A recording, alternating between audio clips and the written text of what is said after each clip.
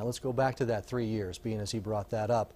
It still remains Bannock County's most destructive fire to date. 3 years ago, you'll recall, the Charlotte fire destroyed 66 homes in the Mink Creek area just south of Pocatello. The fire forced widespread evacuations and scarred much of the natural habitat.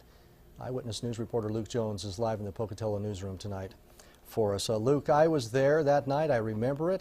First of all, I can't believe it's been 3 years, but has it recovered?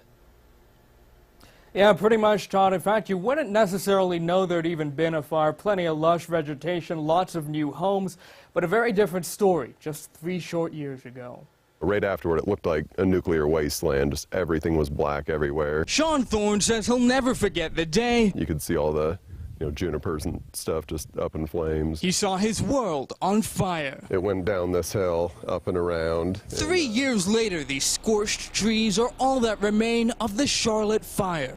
As Thorne watched it tear through his Mink Creek neighborhood, he says it got as far as the base of the hill his home occupies. The fire was right next to the road. It had to be looked like a 20-foot wall of flame that was just right there. At one point, he says the flames were likely just 200 yards away. I grabbed, my valuables. Thorne, his mother, and his pets had no choice but to flee, spending 3 nights at a friend's house, not knowing what had become of their home.